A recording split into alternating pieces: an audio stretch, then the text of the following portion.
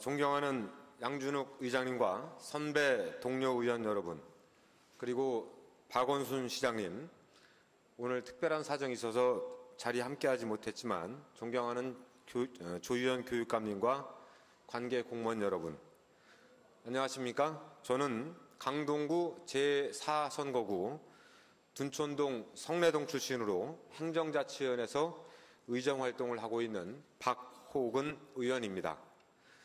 시정 질문에 들어가기 앞서서 촛불혁명으로 문재인 정부가 탄생하게 된 것을 매우 뜻깊게 생각한다는 말씀을 드리고자 합니다. 여성가족정책실장님 발언대로 모시겠습니다.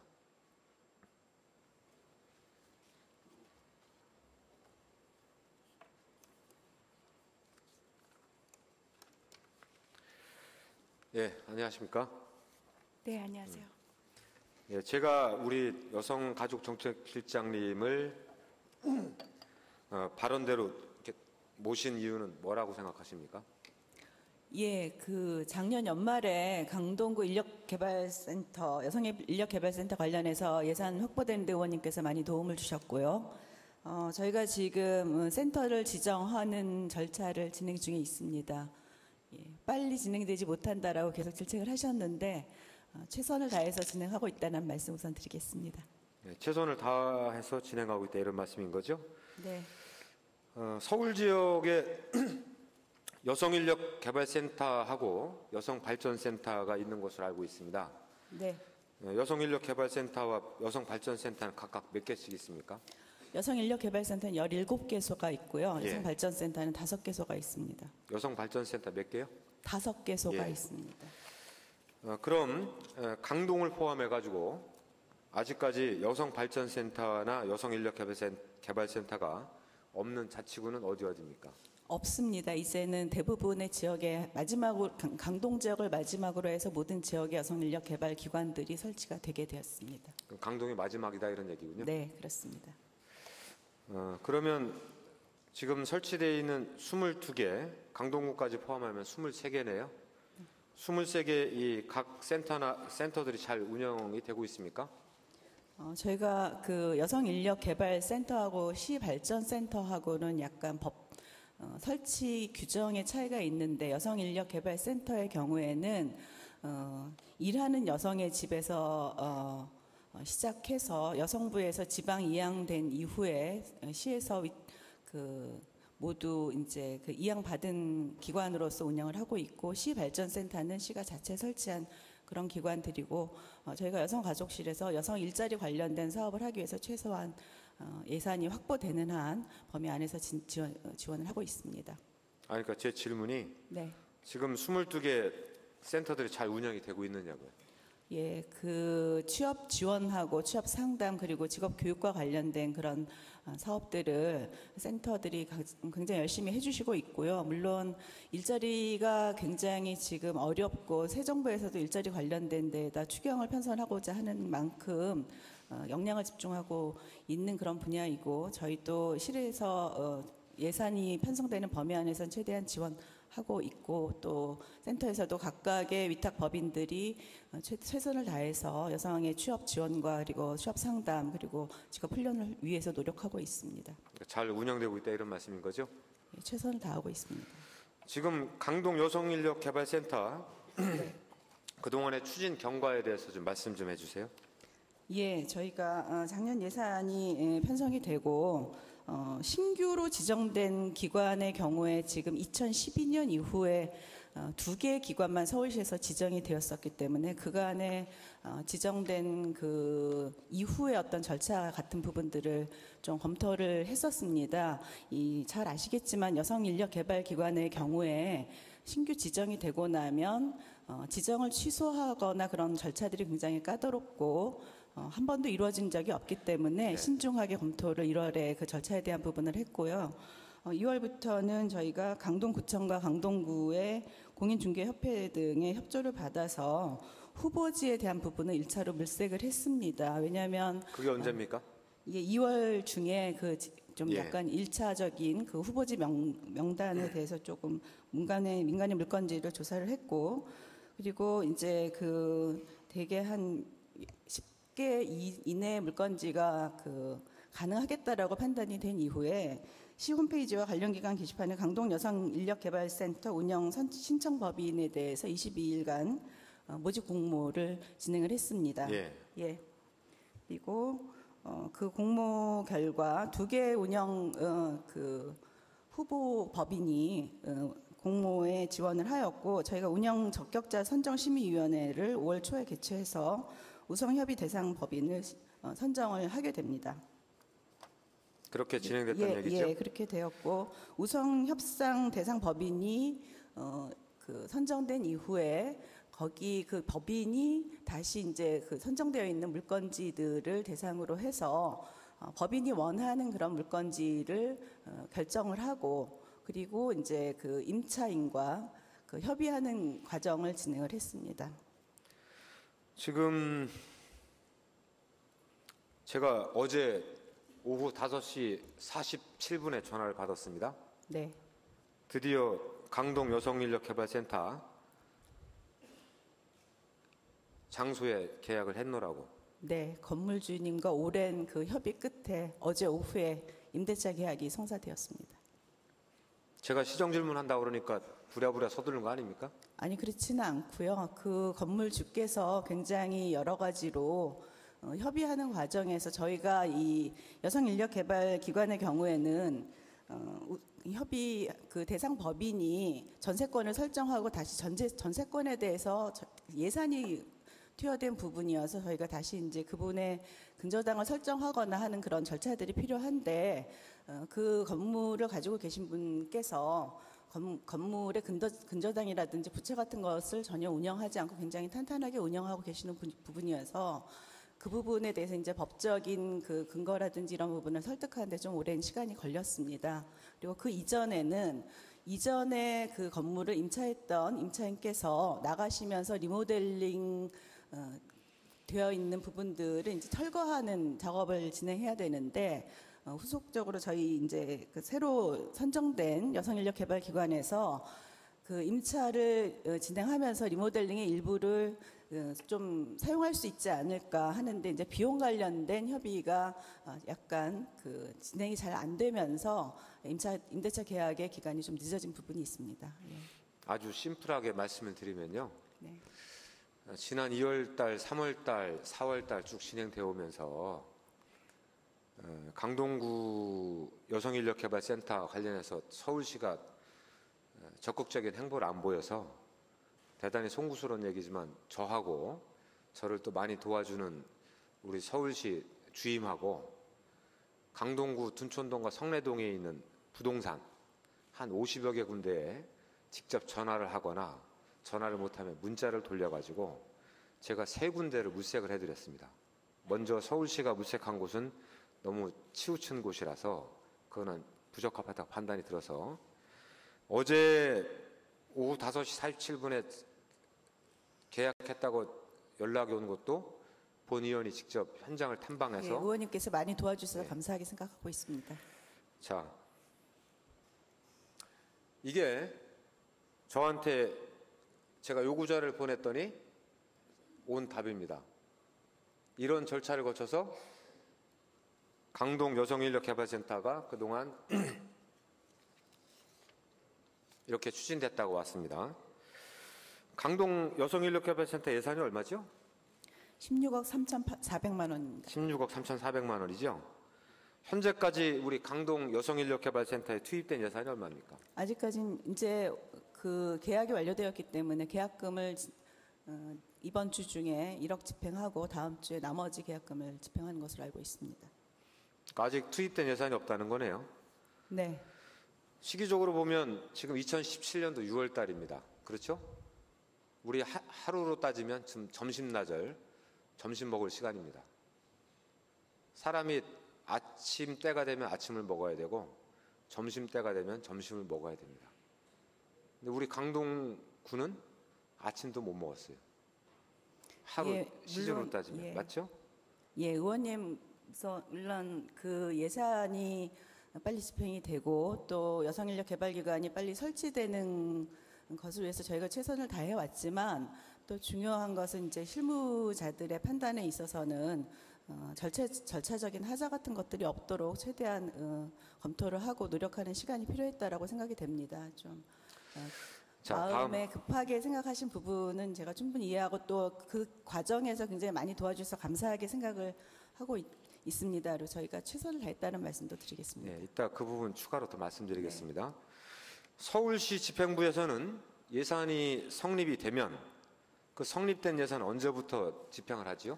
예, 1월에 저희가 보통 업무 보고 같은 것을 하고 업무 보고 하면서 올해 사업 계획을 세우기 때문에 1월부터 집행이 되는 부분도 있고요. 이렇게 또 이제 새로운 기관을 설치하거나 할 경우에는 절차적인 부분들을 진행하면서 이제 집행이 되는 것으로 알고 있습니다. 보통 예산이 성립되면 1월 달부터 집행을 하는 거죠? 서울시는?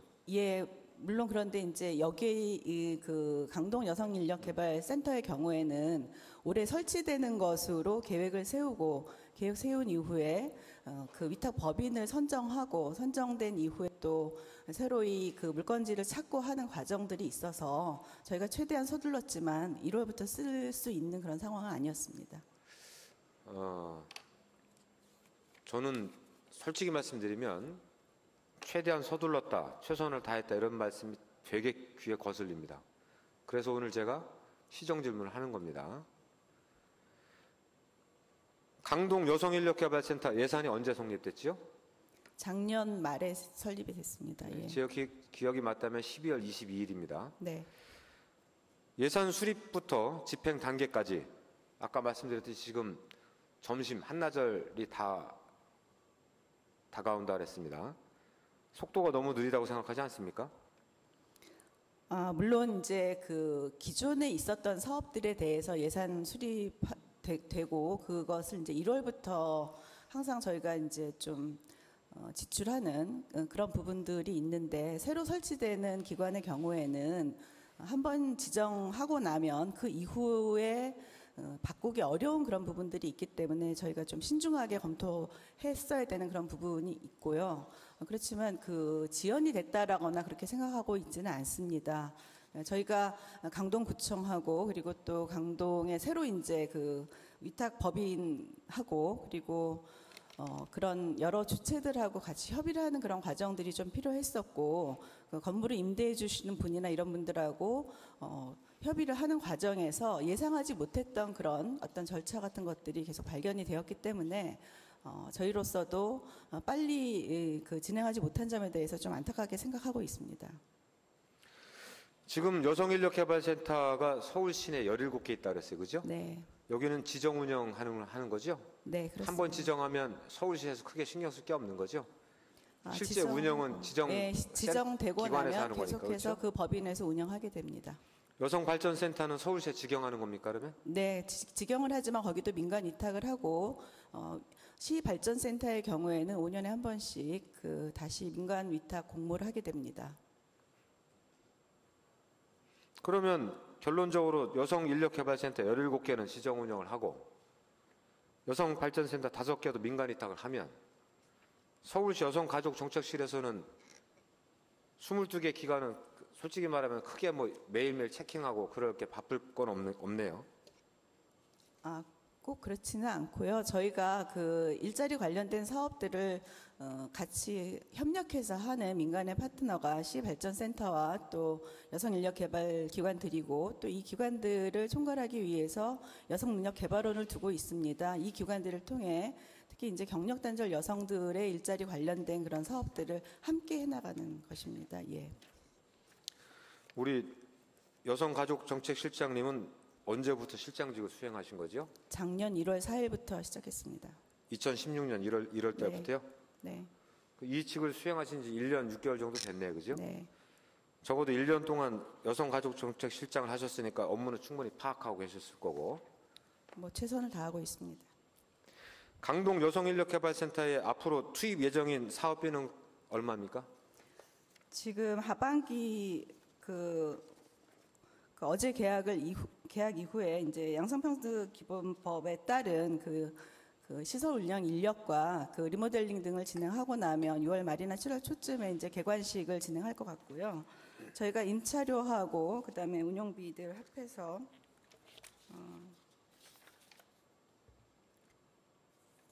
투입 예산이 11억 5,400만 원 정도가 지금 사용될 예정으로 지금 판단이 됩니다. 11억 5,400만 원. 5,400만 원. 네. 그럼 예상되는 불용액은 얼마나 되는 겁니까? 4억 8천만 원 정도 잔액이 발생할 예정입니다. 다음 질문입니다. 만약 제가 작년에 2017년 예산을 편성했을 당시에 불용액이 4억 8천 정도 생길 거다라고 예상을 했더라면 제가 그만큼 예산을 잡았겠습니까? 안 잡았겠습니까? 사실 그 예산을 일단 확보해 주셔서 굉장히 감사드리고 그 저희가 예산의 범위 안에서 최대한 그 계약이라든지 이런 과정에서 낭비 요소가 없을 수 있도록 그 물건지 중에서도 최선을 다해서 찾았고요. 예산이 확보가 되어도 저희가 계약이나 이런 과정에서 항상 절감하는 그런 대책들을 마련을 해서 낙찰 차익이라든지 이런 것들이 좀 생깁니다. 근데 이거는 사업을 진행하는 과정에서 임대료의 일부가 좀 절약이 되는 그런 부분으로 생각이 되고 좀 그 절감된 예산들을 여성 일자리를 위해서 더 많이 투입할 수 있도록 노력하겠습니다. 그런 얘기가 아니고요. 제가 만약에 4억 8천만 원의 불용액 예상된다고 했더라면 저는 아마 그 4억 8천만 원을 강동구의 다른 사업에 썼을 겁니다. 조금 전에 방청석에서도 수많은 학생들이 앉아 있다가 갔지만은 초중고등학교 학교 시설 환경 개선에 준다든지 제가 선거구로 있는 강동구, 둔촌동, 성내동에 여러 가지 시설 환경 사업, 기타 사업에 투입을 했을 거라는 얘기입니다. 불용액이 되면 서울시로 반납을 하게 되는 거죠.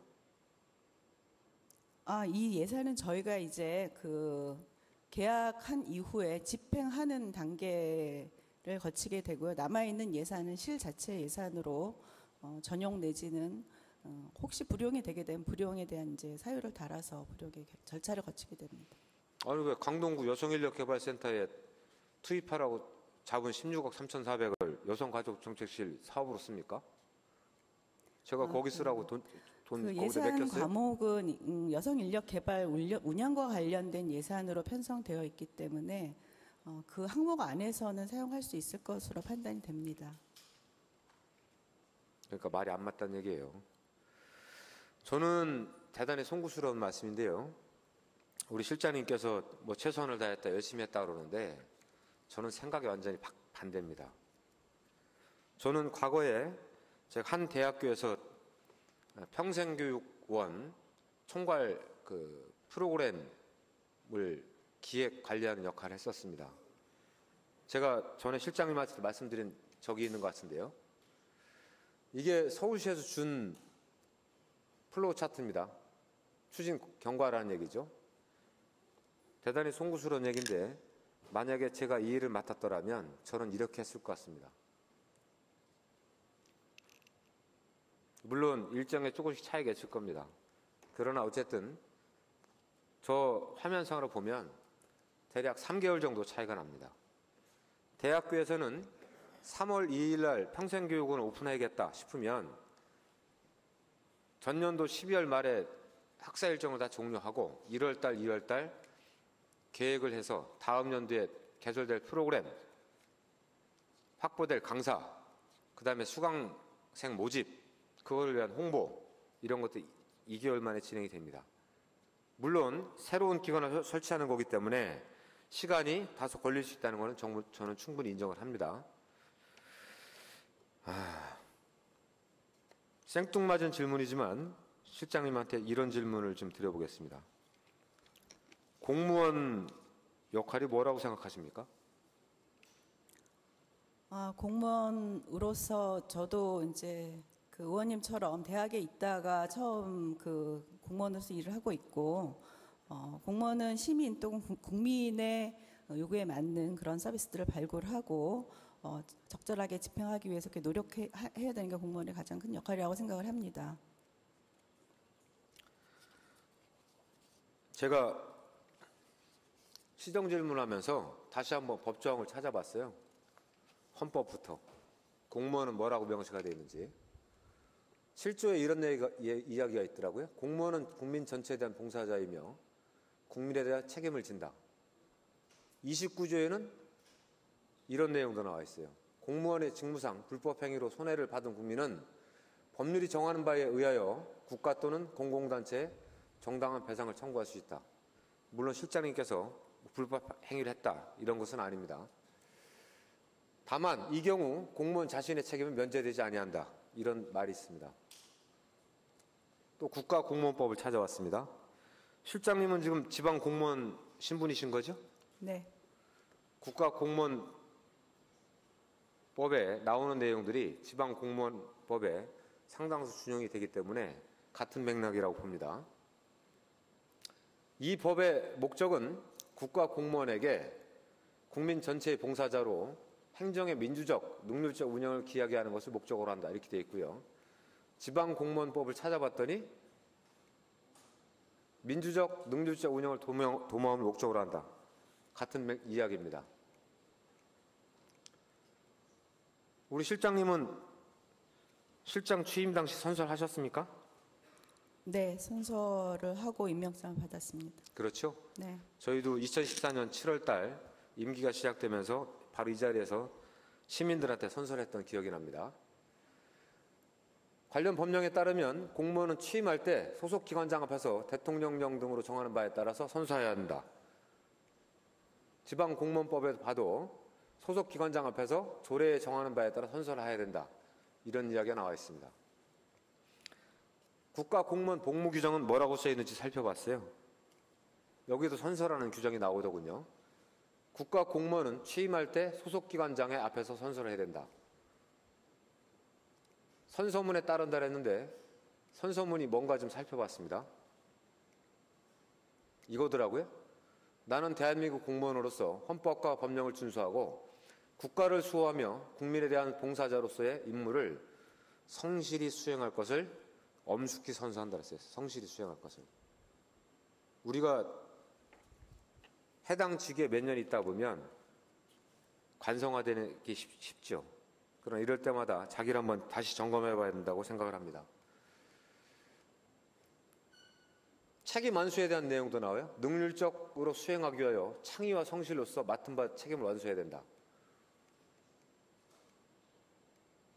친절 공정한 업무 처리도 나옵니다. 공무원은 공사를 분별하고 인권을 존중하며 친절하고 신속 정확하게 업무를 처리해야 된다.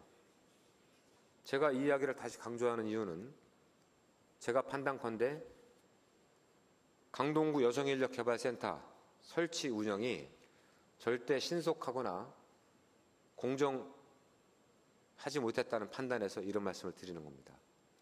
거듭 말씀드리지만 지금은 2017년 6월 달입니다. 점심을 먹어야 할 타임에 아침도 못 먹고 강동 구민, 특히 강동구 여성들은 굶고 있는 겁니다.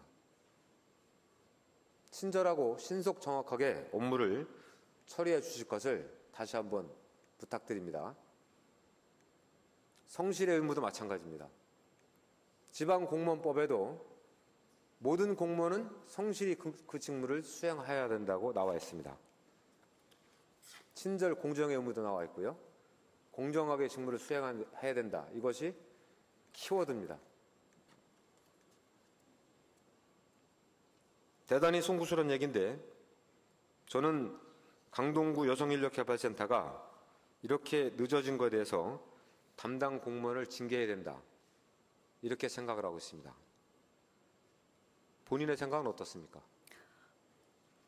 그 늦어진 부분에 대해서 각각의 과정에서 약간 이제 저희들이 현장에서 겪는 어려움이 있었습니다. 근데 그 징계를 해야 된다고 말씀을 하시면 제가 굉장히 실무자들의 의견을 존중하면서 일을 진행해 온 과정에서 곤란하게 느끼는 부분이 있고요. 특히 담당하는 주무관이 지난 주말에 결혼했는데 아직 신혼여행도 못 가고 이 일을 처리하고 있습니다. 그래서 저희가 성실하게 하지 않은 그런 부분은 아니다라고 생각을 하고 절차에 관련된 부분에 있어서도 공정을 기하기 위해서 심사부터 모든 집행의 과정에 철저하게 그 객관적인 기준에 따라서 하기 위해서 노력을 했다라는 말씀을 드리겠습니다. 저도 그 얘기는 들었습니다. 담당 주무관이 지난주 토요일에 결혼식을 했는데 신혼여행을 못 가다. 강동구 여성인력개발센터 설치 운영을 진작 서둘렀더라면 신혼여행 못 간 것과 강동구 여성인력개발센터는 상당히 무관한 일입니다. 왜 그거를 꼭 그것 때문에 못 갔다고 일을 지연하니까 그렇죠. 그러니까 개별적으로 그 결혼식을 잡을 때에는 그 이전에는 다 마무리되리라고 본인도 생각을 하고 일정이 잡혔을 텐데 그 개별적으로 잡았던 일정조차를 다 수행하지 못할 정도로 현장에서 어려움이 있었다라는 말씀을 드리겠습니다. 제가 징계 사유를 봤어요. 공무원이 다음 각호의 어느 하나에 해당하면 징계 의결을 요구해야 하고 그 의결 결과에 따라서 징계 처분해야 된다. 2호에 이런 얘기가 나옵니다. 직무상의 의무를 위반하거나 직무를 태만히 한 때. 저는 이 후자라고 봅니다. 지방공무원법에도 유사한 내용이 나옵니다. 2호, 직무를 태만히 한 때. 제가 지난 2년 전에 시정질문을 할 때 서울시청을 직접 가봤습니다. 더 잘 듣겠습니다. 이게 키워드였어요, 키워드. 서울시청에 아직 이거 있습니까? 있습니다. 무슨 뜻입니까, 이게? 잘 듣겠다. 경청의 상징으로 알고 있습니다. 시민의 마음이 열릴 때까지 귀를 열겠다 그랬습니다. 다시 한번 강조드리는 겁니다. 시민청, 서울 시티즌 홀이라고 되어 있습니다. 상징이 바로 귀예요. 강동 구민들은 물론이거니와 강동 구민들의 대리자로 뽑힌 제가 여성가족정책실 담당 공무원한테 참 전화한 횟수가 너무 많습니다. 제가 담당자하고 통화한 기록을 핸드폰을 봤어요. 엄청나게 많다고요. 제가 왜 전화했겠습니까? 관심을 많이 가져주셔서 감사하고 있습니다. 늘. 서둘러 달라는 얘기였습니다. 서둘러 달라는 네. 얘기. 시민 이야기는커녕 시민들을 대표하는 시의원 얘기도 안 듣는데 뭘 더 잘 들어요? 이런 사진도 있더라고요. 시민청의 청은 관청청이 아닌 들을 청입니다. 다시 한번 시민들의 목소리에 귀를 기울여 주시는 우리 서울시 집행부가 되기를 다시 한번 부탁드립니다. 네, 최대한 노력하겠습니다. 네, 답변하시느냐고 고생 많으셨습니다. 네, 들어가셔도 좋습니다. 고맙습니다. 네, 다음은 박원순 서울시장님 앞으로 모시겠습니다.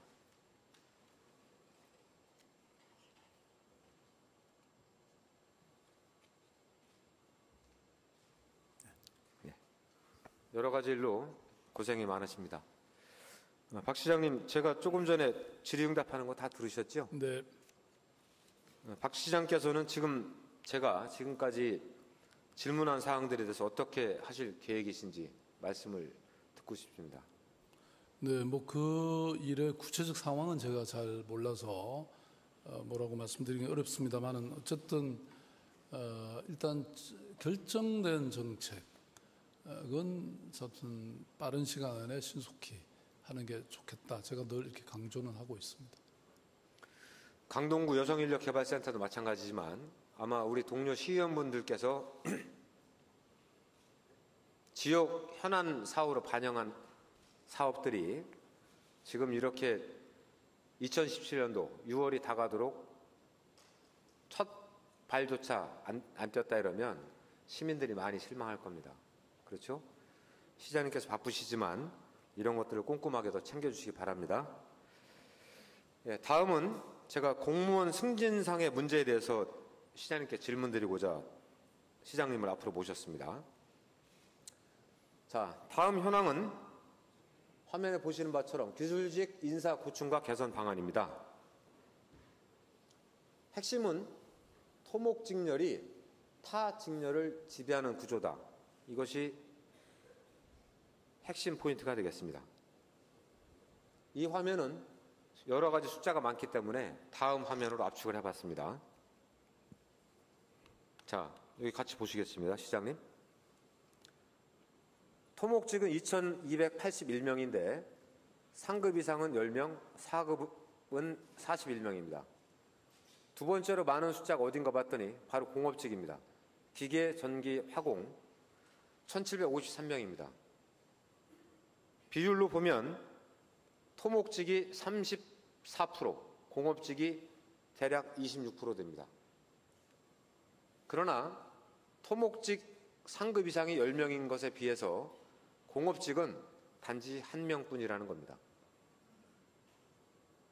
토목직이 4급 이상이 41명인 것에 비해서 공업직은 고작 12명에 불과하다는 겁니다. 심지어 이 통계 수치는 건축직 1,102명이 공업직 1,753명보다 숫자가 적음에도 불구하고 3급 이상 승진하신 분들은 건축직이 6명으로 압도적으로 많습니다. 마찬가지로 공업직에 비해서 건축직이 인원수가 더 훨씬 적음에도 불구하고 4급 이상은 33대 12가 됩니다. 뭔가 문제 있다고 생각이 안 드십니까? 예, 기술 직군, 특히 소수 직렬의 승진 적체 해소 방안이 필요하다는 그 점에 대해서는 공감을 하고, 사실은 이제 직군과 직렬 간의 이런 승진 격차 해소를 위해서 여러 가지 노력을 해 오기는 했습니다만 아직도 많이 부족한 것 같습니다. 예, 제가 일전에 편지를 하나 받았습니다. 이 편지를 간략하게 읽어드리면서 제가 이 편지를 받고서 읽으면서 정말 이거 문제 있네? 시정질문을 해야겠구나라는 문제의식을 느꼈습니다. 편지를 읽겠습니다.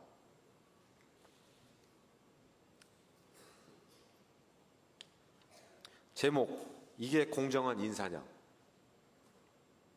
이게 나라냐? 비슷한 버전이죠? 신입사원이 회사에 입사하면 나도 사장까지 올라갈 수 있다는 희망과 포부를 가질 수 있어야 한다. 그러한 전망이 있어야 자신이 가진 역량을 다하여 회사 발전을 위해 헌신하게 된다. 서울시에 입사하면 부시장까지 오를 수 있다는 희망이 있어야 한다. 선출직인 시장은 제외하더라도. 그러나 서울시 기술직에서는 신라시대 골품제도가 이어지고 있다. 토목직렬을 제외하고는 건축도 극히 일부이고 도저히 불가능하다. 아무리 노력해도 성과를 내고 아무리 뛰어나도 화중지병이다. 구조적으로 고위직 진입이 허용되지 않기 때문이다. 토목을 제외한 나머지 직렬은 아무런 희망이 없는 형국이다. 서울시 직원들은 지금 활기가 없다. 4차 산업혁명 시대를 맞이하여 서울이라는 대도시는 수많은 다양성과 변화를 체험하고 있다. 서울시가 발전하기 위해서는 다양한 시각과 전문성을 가진 간부들이 의사결정에 참여해야 한다. 특정 분야에 치우치면 변화에 적응하지 못하고 퇴보하게 된다. 그러나 서울시는 특정 토목직렬이 모든 것을 독점하고 있다. 승진 시스템도 직렬별 칸막이 인사제도가 고착되어 왔다. 특정 세력이 인사 권력을 독차지해왔다. 중앙부처나 타 지자체에서는 이러한 불공정 인사가 없다. 정책개발 등 모든 면에서 앞서가는 서울시지만 인사 문제만큼은 아직도 구태를 답습하고 있다. 토목을 제외한 나머지 직렬은 노비 문서를 가지고 다니는 형국이다. 예로서 기술직 상급 승진의 경우 기술서기관 전체한테 오픈하여 함에도 불구하고 토목 4급만을 대상으로 승진 심사를 한다. 일단 밥상에 앉을 수 있는 기회 자체가 없다. 원천적으로 박탈 제외되기 때문이다. 밥상에 앉을 수 있는 기회라도 달라는 것이다. 많이 먹든 적게 먹든 그것은 나중 일이고. 서울시 토목직렬 인원이 2,300명, 공업직렬 1800명인데 상급 이상에서는 10대 1의 구조이다. 4급, 5급도 마찬가지이다. 전체 인원 대비 너무나 불평등하다. 단적인 불공정 인사예다. 3, 4급이 되려면 대개 20년 이상 업무를 해온 베테랑 관리자이기 때문에 통합직명, 기술서기관, 부의사관으로 통일했음에도 불구하고 서울시만 유독 과거 시계만을 고집하고 있다. 감사원에서도 화공직이 소수직렬이지만 기술직 최고직인 1급까지 한다. 부산시, 인천시에서도 기계전기직렬이 지하철 건설본부장, 상수도 사업본부장, 해양국장도 한다. 인사 승진철인 6월 12일 때면 마음속으로 통곡하고 있는 무언의 다수가 있다. 승진에서 아예 배제되는 기술 직렬들이 있다. 남들은 승진잔치를 한다고 환호성이지만 이들은 저주와 한숨만 내쉬고 있다.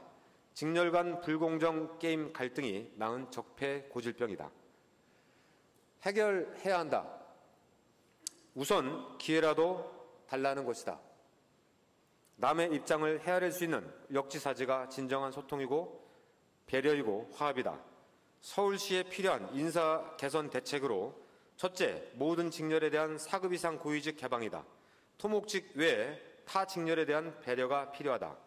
그동안 토목을 제외한 기타 직렬이 고위직에 오르지 못함으로써 위축되어 있기 때문이다. 둘째, 5급 이상 간부직에 대한 직렬별 인권 비율 배정이 어느 정도 필요하다. 이것이 불평등 해소이다. 토목직 외 직렬에 대한 박탈감을 해소하고 사기를 향상시키는 것이 서울시 직원들의 내부 화합 차원에서도 필요하다. 끝입니다. 자, 다음 화면에서 보이는 것이 개선 방안입니다. 다음 화면 넘겨주실래요?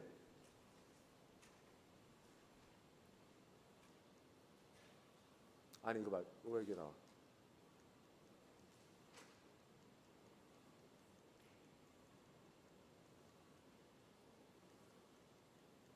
네. 이 부분입니다.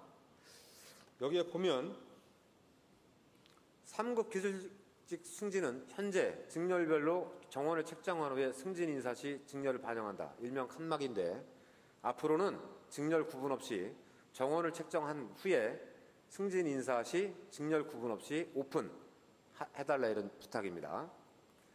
4급 기술직 승진 인사도 마찬가지입니다. 현재는 일명 땜박식 인사인데 승진 임용 시에 직렬별로 결혼을 보충한다. 예를 들면 토목 10명, 건축 6명, 공업 4명이 결연되면 결연대로 그대로 승진시키는데 그러지 말고 50%는 결혼을 보충하고 나머지 50%는 인원 비율별로 직렬별 개방해가지고 보충을 해달라는 이야기입니다. 5급 기술직 승진도 현재는 승진 임용 시 직렬별로 결혼을 보충하고 있는데 너무 불공정하다 이런 얘기죠. 그래서 5급 정원을 직렬별 인원 비율을 고려해서 정원 조정을 해달라 이런 얘기입니다.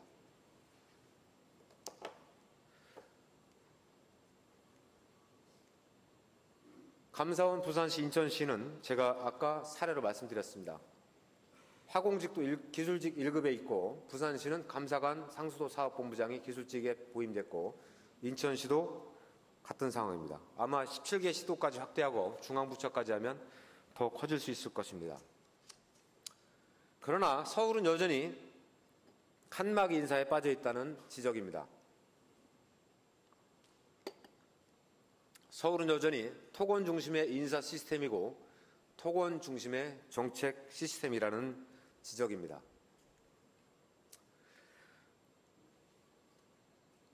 우리 시장님께서 공무원분들의 말 경청하는 걸로 알고 있습니다.